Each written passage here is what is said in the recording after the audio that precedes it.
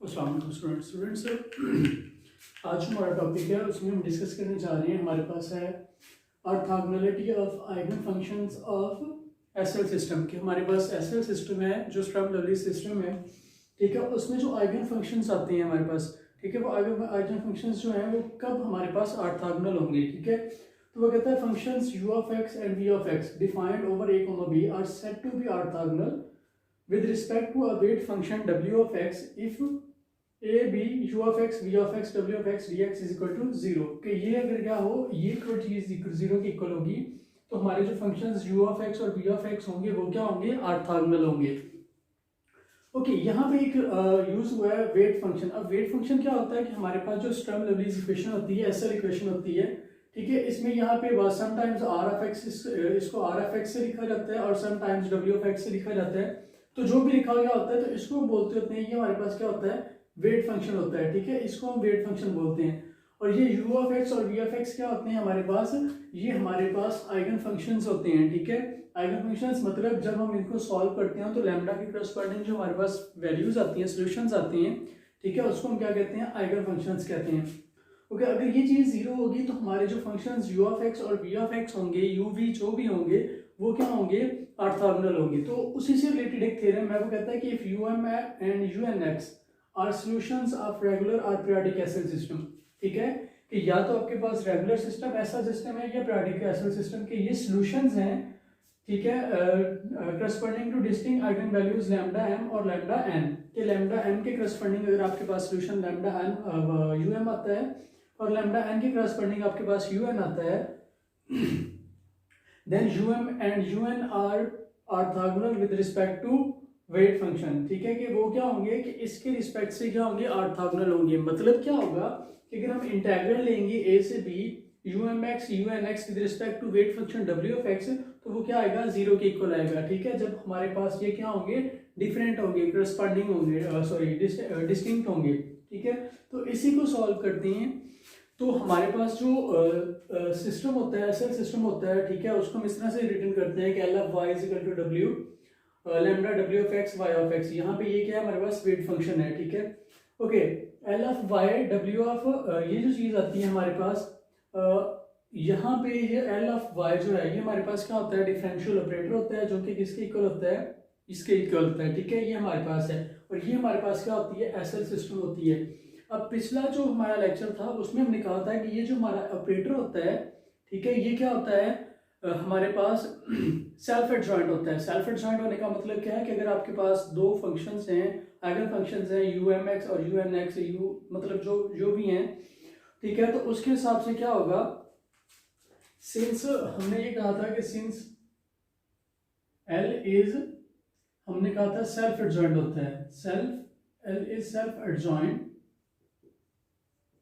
Then फिर क्या होगा, हमारे पास क्या होगा, l um un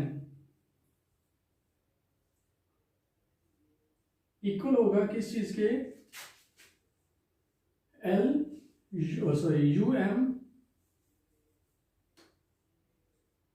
और lun, ठीक है, कि ये क्या होगा, इसके इक्वल होगा, ठीक है।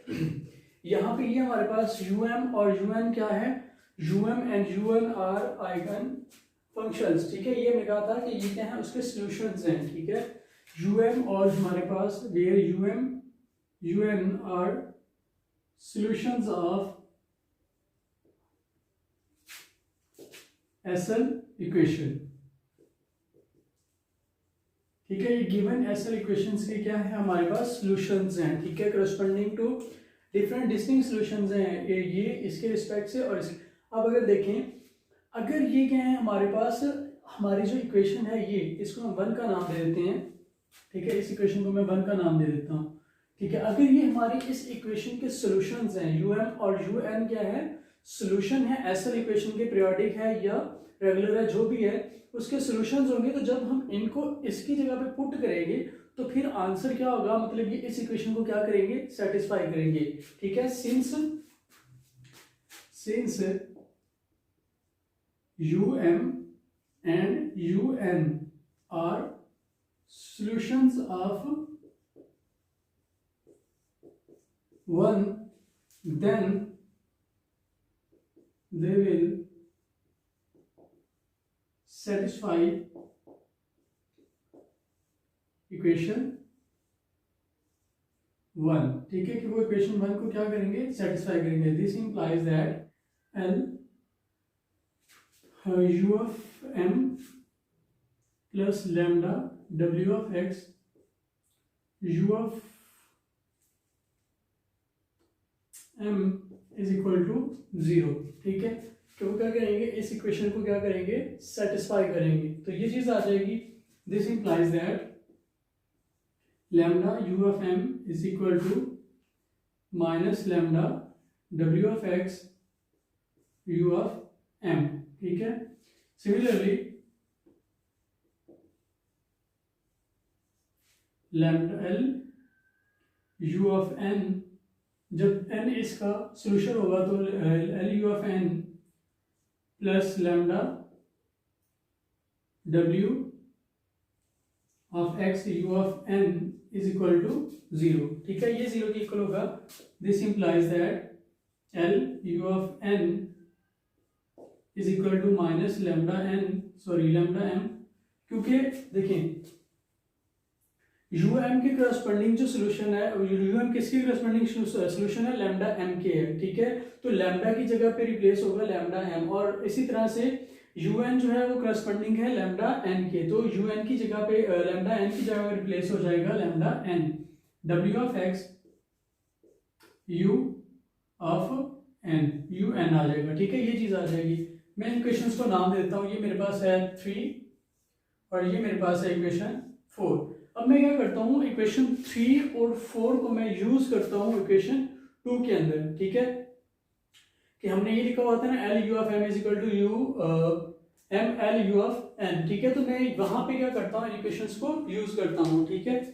तो जब मैं इनको वहां पे यूज करता हूँ तो ये मेरे पास बन जाएगा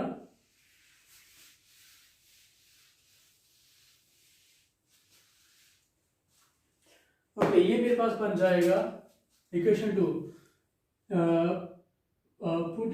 पुट 3 and 4 इन इक्वेशन 2। इसमें को कहाँ पुट कर रहा हूँ, 2 में, तो ये बन जाएगा मेरे पास ओके। जब मैं इसमें पुट करूंगा एल यू ऑफ एम की वैल्यू, तो ये मेरे पास बन जाएगा minus lambda M W of X U of M comma, उसके बाद मेरे पास आ जाएगा u of n is equal to u of m, वैसे का वैसे ही आ जाएगा। और l u ऑफ n की जगह पे मैं क्या लिख दूंगा, उसकी जो वैल्यू आइज है वो क्या है, lambda n minus lambda n w of x u n, ठीक है। ये चीज आ जाएगी। अब इन दो साइड्स को मैं क्या करूंगा, इवेलुएट करूंगा, ठीक है। अब ये मेरे पास किसके इक्वल आ जाएगा, या मैं सिंपली कह सकता हूं, देखिए मैं सिंपली बल्कि इसको वैल्यूएट कर लेता हूं। तो मैं जब इसको वैल्यूएट करूंगा तो ये मेरे पास बन जाएगा a to B minus lambda m w of x u m u n d of x is equal to a to B okay, a to B minus lambda n u of m w of x और u of n d of x, ठीक है। ये चीज मेरे पास बन जाएगी, ठीक है। मैंने क्या कर लिया है, इनको ओपन करके इस फॉर्म में लिख लिया। अब ये क्योंकि मेरे पास लैम्डा m और लैम्डा n कांस्टेंट्स हैं, w u m और u n क्या है, ये आपस में फंक्शंस हैं किसके, x के, ठीक है। तो इस सारी साइड्स को मैं इधर ले आता हूं, तो ये बन जाएगा a to B minus lambda n, या माइनस को माइनस से मैं क्या कर देता हूँ, काट देता हूँ, तो बाकी क्या रह जाएगा, lambda m w of x u of m u of n dx minus a to b, ठीक है। ये प्लस का इधर आगे माइनस का lambda n u of m u of n w of x d of x is equal to 0, ठीक है, कि ये किसके इक्वल हो जाएगा, 0 के इक्वल हो जाएगा। ओके, लैम्डा एम और लैम्डा एन क्या है, कॉन्स्टेंट्स हैं, तो इनको मैं क्या कर लेता हूँ, इंटेग्रल से बाहर लिख लेता हूँ। ठीक है, तो ये इंटेग्रल ए टू बी और ये आ जाएगा लैम्डा एन, और सिमिलरली लैम्डा एम को भी मैं क्या कर लेता हूँ, बाहर लिख लेता हूँ। ओके, अब ये सारी इंटेग्रल जो है वो कांस्टेंट आ रहा है, कॉमन आ रहा है, तो जो कॉमन आ रहा है वो कॉमन लेता हूँ, तो मेरे पास रह जाएगा lambda M minus lambda N integral of A to B U M U N W of X D of X is equal to 0। ठीक है, ये चीज मेरे पास आ जाएगी। ओके, यहाँ पे जो मेरी थ्योरम की स्टेटमेंट थी उसमें हमने लिखा हुआ था कि लैम्डा एन और लैम्डा एम जो है वो क्या है, डिस्टिंक्ट आइगन वैल्यूज है। डिस्टिंक्ट होने का मतलब ये है कि ये आपस में इक्वल नहीं है। ठीक है, अगर ये आपस में इक्वल नहीं है तो इनका जो डिफरेंस होगा वो भी 0 के इक्वल नहीं होगा। ओके, ये जो हमारे पास कंडीशन बनी है, this implies that either lambda m minus lambda n equal to 0 or integral a to b um un w of x d of x is equal to 0। या तो ये चीज 0 के इक्वल है या ये चीज 0 के इक्वल है। Since lambda m and lambda n are distinct क्योंकि ये क्या है, डिस्टिंक्ट है। तो अगर ये डिस्टिंक्ट है तो फिर क्या होगा, देखिए अगर डिस्टिंक्ट है तो डिस्टिंक्ट में क्या होता है कि इनका जो डिफरेंस होगा वो 0 के इक्वल नहीं होगा। Then lambda m minus lambda n not equal to 0।